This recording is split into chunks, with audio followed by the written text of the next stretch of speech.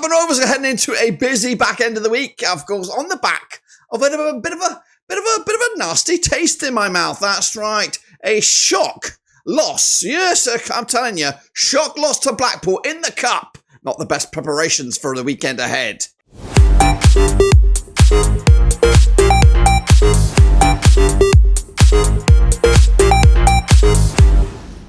That's right, folks. Back once again with another match review. Looking back at Blackburn Rovers. Disgraceful, embarrassing loss to Blackpool in the cup. That's right, at Ewood Park. We'll talk about how all that panned out in just a second. If you're new, where you been? Smash your subscribe and your one-stop shop for Blackburn Rovers EFL Cup World Football, boys and girls, right here under one roofski. It was supposed to be the little bit of the starter before the main course now, but we got it all wrong. Not really got it all wrong. We were just, I don't know. Are we distracted? Are we a little bit bemused of what's going on this weekend? The biggest game of our season is here, and it's not even September yet.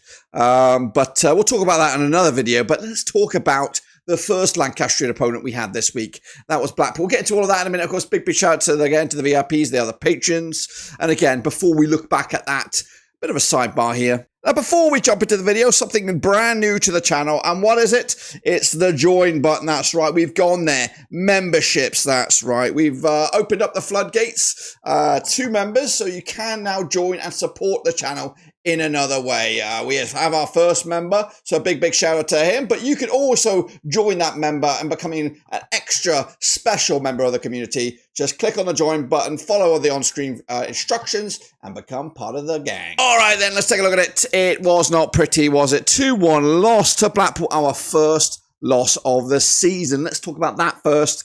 I guess this would be great to get our first loss out the way in what, in all honesty, is a meaningless result in the cup. We were never going to win it, but it would have been nice to get some momentum going, get the players clicking into a bit of gear there. Today, I did not see that. I did not see that fluidity, that cohesion that we have seen in the previous, 4 games of the campaign in all competitions. We looked a little bit bemused, a little bit confused, a little bit not really bothered. It just felt that we weren't bothered with this one. And in all fairness, yes, we shouldn't really be bothered. It is a bit of a distraction ahead of what is going to be the biggest game of the season for us. We get anything out of this game on the weekend, and we have a little bit of local pride back in a very old rust bucket machine that is this Blackburn Rovers side.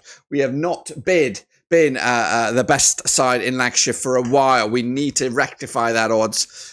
And again, we'll talk more about that in another video. But this was a chance to get some momentum going, get some players' confidence going, and maybe try to figure out who really belongs in the first team discussion, who maybe belongs in, of course, backup, or maybe even belongs elsewhere. That was what this game was all about. And it was a good chance for us to play lower league opposition in front of our home fans, get some new fans on board by playing some good football, scoring some goals, and having a bit of fun. But it wasn't fun. It was a 2-1 loss in the end. Our only goal coming from the penalty spot. Sigurdsson, about to pull the trigger, was brought down. In all fairness, it was a bang-on penalty. And yes, it was nice to see Mac Gay on the score sheet once again in the cup. Gives him another goal to his resume. And again, just gets him moving nicely in that department. As you see, we had a vast majority of possession, had a lot of shots, but so did Blackpool. They were not the worst side here. That 2-1 scoreline kind of, I'd say, maybe even flatters us a little bit. I think Blackpool could have won it even more than that. We did try and throw the kitchen sink at it, but the urgency that we showed in the last 5 is something that we probably should have seen for a good 30-40 minutes of this match, but we didn't see it. Even when we got that one goal in the lead, it wasn't really coming. The goal was never coming. It just felt like a gift. Okay, now we've got the goal. Maybe we can build on that, but we never did. We never built on that goal whatsoever. In fact, we never put the foot down. And Eustace says it in his post-match comments. We never got out of first gear. We never got going in this game. We got that gift of a goal, and that could have been it. It might have well have been it. It might well have been the victorious goal. We probably wouldn't have deserved a spot in the next round. So maybe this was a blessing in disguise. It just is not at the right time. I wouldn't mind this blessing in disguise to happen another time. This could have a bit of a domino effect itself to the Rovers' mentality heading into what is going to be an absolute... I've not even turned the bloody lights on. So... yeah, bit of a clanger. Not necessary, of course. We do have a day extra rest now before Burnley are in action tomorrow against Wolves, and they've got their own fucking shit going off over there. And it is a great time to play them. It is, and again, I'll elaborate that on another video. But realistically, we should have took care of business here against Blackpool. Let's talk about Blackpool because they were up for it. They wanted it more. Of course, Richard Keogh in the dugout for Blackpool trying to prove his worth as the potential manager. Does he want it? I don't know. But I think he earned it today. He definitely earned the win. And they'll go through to the next round and they'll get a lucrative tie. They may get something cool at Bloomfield Road. Who knows? But they deserve it 100%. Now we're going to have a look at the breakdown here of the player ratings in a second. Let's take a look at the starting lineup. It was not a fringe 11. It was not a academy 11. This was quite a strong first team lineup for Blackburn Rovers. Yes, 7 changes in all. But you're looking at Hayden Carter, Harry Pickering. We've got JRC in there. And Mac Gay, you would say, would probably start for the most of it. But that's not the tip of the iceberg. I'll tell you the tip of the iceberg in a second. But it is a strong, experienced 11. And the main highlight was this, or the main shining light was an academy player. Leo Giroux was probably the standout player. And we'll have a look at his ratings in a second. He was the only one that really can come out of this with any grace whatsoever. Let's take a look. And the valuation of this makeshift squad, or the team, was 18.1 million euros.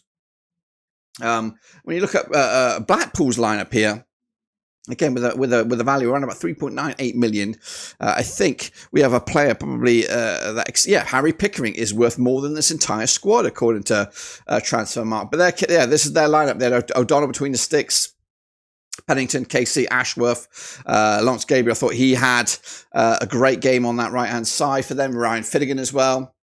Ollie Nurban, Rob Apter, Elliot Ambleton there, Jack Beasley, and Carl Joseph. Very worthwhile of the result. Look at the play. We made 5 substitutions. Big time subs. Bringing on Yuki Hashi, Tyree Stolen, Ryan Edges, Dominic Hyam, Carl McFazian. At that point, it was 1-0 Rovers. As soon as we made those 5 changes, not only did we concede one, but we conceded the second. Our eyes were just switched off. I think we went to a back 5, it was reported. Back 5. Lewis Travis was unfortunate, as was Callum Britton and Tronstad, all not to be involved in this shambles going forward. So the blame is all over the place, but specifically the blame has to go for the defensive side of this. And I'm going to throw in Joe Rankin-Costello because his lack of composure or lack of mentals for the second goal was a gift. An absolute gift. Hayden Coulson, the substitution there, just bamboozled him. Just run him off the ball. Looked like a fool. Looked like an amateur. I think I've seen better play, better composure from high schoolers.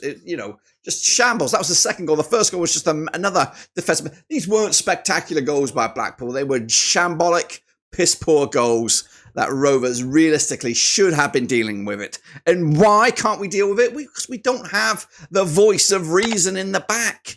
Don't get me wrong. Ainsley Pears is a good person to have on the bench. And there's some part in your professional career, even Joe Rankin-Costello has got to, you've got to take a step back and look at your career and think, am I first team material? Should I be starting? There's no shame. There's no shame in admitting that you're not first team material, or you can be. Maybe you can be first team material at another club, but at this club and the championship, and a team that we want to kick on and drive up the table somehow, you've got to be honest with yourself. Is Ainsley Pears a first team goalkeeper for a championship club? Honestly, if we were having a draft with all the goalkeepers available in this, Ainsley Pears would not make the top 24 goalkeepers picked. That is fact. There is 24 better goalkeepers in this division than Ainsley Pears. He's a good backup. And that's fine, and you can have a good run of games. Yes, you can. But for 46 games of a season, Ainsley Pears being your number one, get out of it, mate. Get out of it.